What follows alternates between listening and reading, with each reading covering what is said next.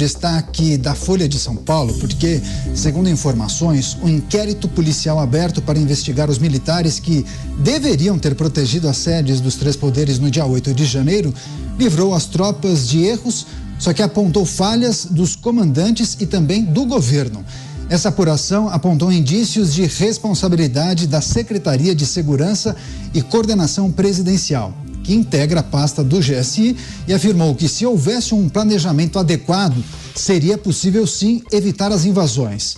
O relatório destaca ainda que, de acordo com o protocolo que define as ações do GSI e também do Comando Militar do Planalto, competia ao comandante do Departamento de Segurança Presidencial acionar o deslocamento da tropa de choque do Exército para a sede do governo, o que não foi feito. O inquérito foi aberto no dia 11 de janeiro e é uma investigação pré-processual elaborada pelos próprios militares. Para começar o nosso giro de análises, Mano Ferreira com a gente aqui no programa Os Pingos nos Is. Seja muito bem-vindo, uma ótima noite a você, Mano. Como avalia o conteúdo desse inquérito militar? Quais informações podem ser utilizadas nas outras frentes de investigação que a gente tem acompanhado? A Polícia Federal, por exemplo, pode fazer uso dessas informações? Muito boa noite, Daniel. Um prazer enorme estar aqui no Pingos nos Is, um programa tradicional da casa. Boa noite para nossa audiência. Esse inquérito é muito importante para o desenrolar das investigações, mas eu diria que a primeira constatação é uma constatação quase óbvia. Houve uma falha de segurança do governo federal no dia 8 de janeiro, o que precisa ser apurado. E aí, um ponto que eu acho importante desde o início é que o 8 de janeiro é um evento histórico da política brasileira que sempre precisou ser investigado em duas frentes. A frente daqueles que invadiram os palácios, os prédios dos três poderes da República, e precisam sim ser devidamente responsabilizados, e a frente daqueles que, evidentemente, falharam em sua missão constitucional de defender a sede dos poderes brasileiros. Nesse caso, a gente não tem visto tanta agilidade e tanta pressão política, tanto interesse político em prosseguir com as investigações para responsabilizar devidamente aqueles que falharam na segurança, especialmente dado que também há informação de que os relatórios de inteligência da Polícia Federal havia informado o comando do GSI, então comandado pelo general G. Dias, daquilo que estava para acontecer. A gente precisa agora que esse inquérito militar tenha consequências. A gente precisa fazer com que os responsáveis pela segurança do dia 8 tenham a devida responsabilização pelas autoridades. Tá certo, a gente segue no nosso giro de análises. Vamos a Brasília, capital federal, com a gente José Maria Trindade, a quem eu agradeço demais pela participação. Zé, seja muito bem-vindo, uma ótima noite a você. Esse é um assunto que repercute em vários portais de notícias. Quais são as informações mais importantes e relevantes nesse inquérito militar? Inclusive, as outras investigações podem fazer uso desses dados compilados pelas forças militares? A Polícia Federal, por exemplo, poderá fazer uso dessas informações? Sim, e inclusive a CPI do Congresso Nacional, que está patinando, viu? Integrantes da CPI reclamam sobre isso. Muito boa noite, Daniel. Boa noite, integrantes daqui da bancada. Sejam bem-vindos. E boa noite a você que sempre está aqui acompanhando os Pingos nos Is. Olha, o dia 8 de janeiro é um destes dias da República que não querem acabar. Haverá sempre questionamento e investigação sobre o que aconteceu naquela data. Pessoas de família, pessoas sérias, faziam manifestações pacíficas em várias representações das Forças Armadas pelo país, e de repente no dia 8, o que era para ser uma manifestação pacífica aqui em Brasília, como houve várias outras, né?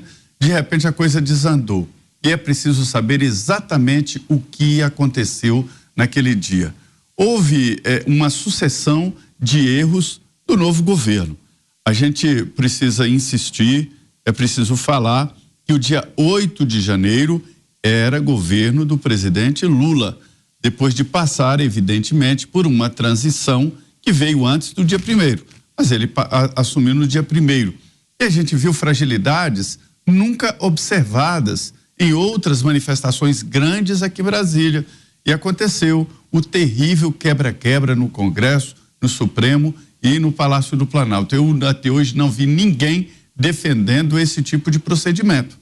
Agora, não houve característica de uma guerra, de um levante nacional ou de um golpe. Não havia armas de fogo, não houve confronto com os policiais, que acabaram agindo em seguida de uma forma tardia, mas agiram e rapidamente limparam ali a Praça dos Três Poderes, a esplanada dos ministérios, e conseguiram dominar todos os prédios, inclusive esvaziar o Congresso Supremo e Palácio do Planalto. Este relatório especificamente mostra o óbvio: como o palácio estava aberto, como o palácio estava desguarnecido, como o famoso BGP, o Batalhão de Guarda Presidencial, que é uma referência em segurança aqui em Brasília, estava num padrão mínimo de plantão. Como tudo isso aconteceu? Esse relatório aponta falhas no governo e falhas muito graves de comunicação, e inclusive também falhas no sistema de proteção da esplanada e da Praça dos Três Poderes, que é, segundo a Constituição, uma competência do governo daqui do Distrito Federal. Tanto é assim que a grande vítima foi o secretário de Segurança Pública que estava no exterior, o ex-ministro Anderson Torres, desse processo. Ele estava no exterior, acabou preso e responsabilizado por tudo isso. Mas ele deveria estar aqui no Brasil ou conectado, segundo informações desse próprio relatório. E veja bem, existem conflitos ali de investigação e de avaliações.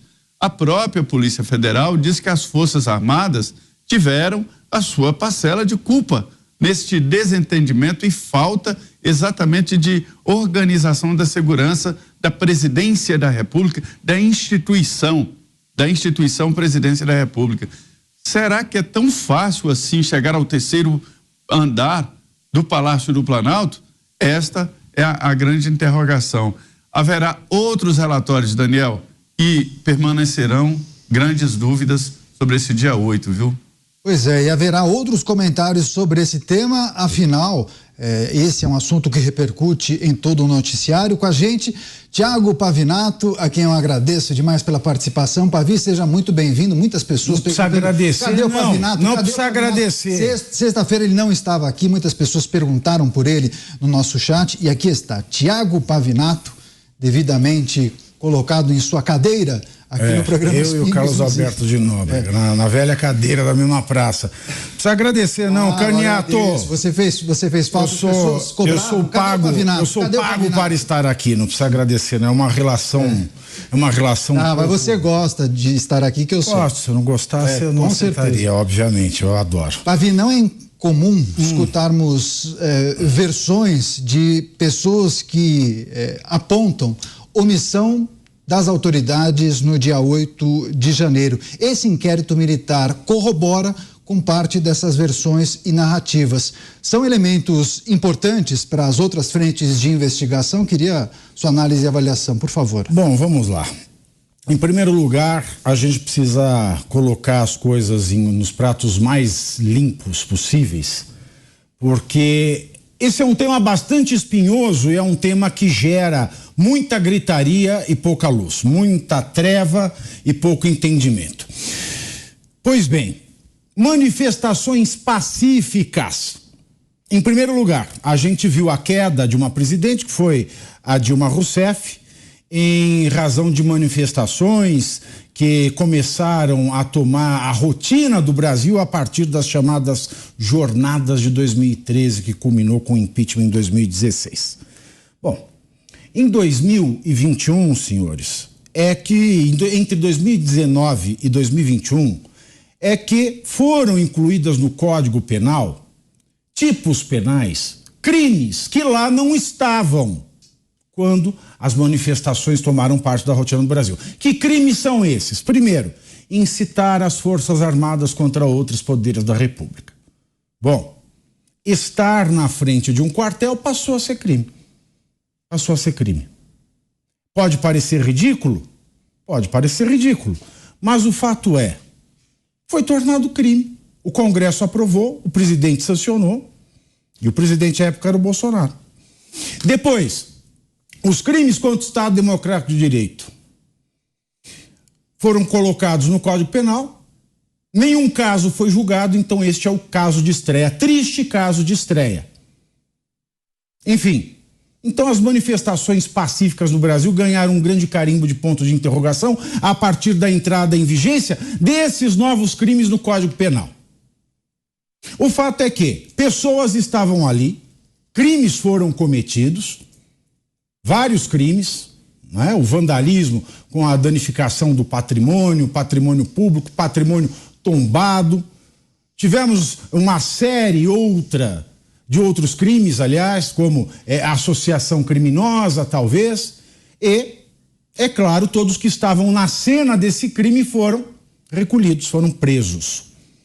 Mas o fato é que foram presos, mas deveriam ter direito à audiência de custódia dentro das 24 horas sequenciais à prisão em flagrante. Não houve. E se não foi dentro das 24 horas, não é audiência de custódia. E se não há audiência de custódia, a regra é responda o processo em liberdade. Fez-se um simulacro de audiência de custódia, simulacro porque aconteceu depois das 24 horas, e nesta audiência, simulacro da audiência de custódia, não se tomou uma decisão pela liberdade ou pela conversão da prisão em flagrante, que já deveria ter sido relaxada, porque não houve a custódia, em prisão preventiva. Depois, nós fomos surpreendidos com casos de manutenção da prisão em forma preventiva sem que houvesse o requisito do periculum in libertatis, ou seja, do perigo que aquelas pessoas ofereciam à sociedade. Se são inocentes, se são culpadas, eu não sei. Mas a regra deveria ser observada e essas pessoas deveriam, mesmo que potencialmente culpadas, observar o processo, aguardar o seu julgamento em liberdade não presas ou em liberdade provisória, uma liberdade provisória tão acirrada, ou seja, uma liberdade que é mais para uma prisão em regime aberto do que para uma liberdade provisória, do jeito que está acontecendo com quase 2.000 brasileiros. Fora isso, o fato de que cerca de 200 brasileiros, nesses casos, através dos seus advogados, manifestaram o não sucesso no acesso a todos os documentos que estão dentro da investigação. Isso por si só é ilegal, e cabe lembrar que nós temos um novo ministro do Supremo Tribunal Federal que chegou ao cargo em que está com a marca de que lutou contra o sistema. Por isso, tudo isso, quando somado, quando colocado lado a lado, ainda mais quando nós vemos o vazamento de uma filmagem com o G. Dias na cena do crime, e que não foi ouvido, deveria ter sido ouvido. Pode ele não ter feito nada, não ter sabido de nada previamente, mas devia ser ouvido, estava na cena do crime. Assim como quem estava na cena do crime foi levado para detenção, que foi transformada, na maioria dos casos, em prisão preventiva. Agora, a Folha de São Paulo, ela traz um documento que também é sigiloso. Aliás, está mais fácil nós conseguirmos documentos através da imprensa do que através do judiciário. Que se digam os advogados que têm direito de acessar todos os autos, de ver e manusear toda a investigação. Então, tudo o que se descobre mostra que algo de errado existe. A começar pelos desrespeitos seguidos ao devido processo legal, às garantias penais, aos documentos que nós, sociedade, porque nós somos a vítima, a Praça dos Três Poderes é um espaço público, e sede pública é de todos, e porque é de todos não é de ninguém. Então todos nós temos interesses nisso. Então é mais um capítulo que mostra que existe algo que não se quer mostrar à sociedade brasileira. Afinal de contas, se a sociedade merecesse o respeito que ela tem pela Constituição, ela não ficaria descobrindo coisas através da imprensa, mas sim através dos órgãos que compõem o sistema de persecução penal.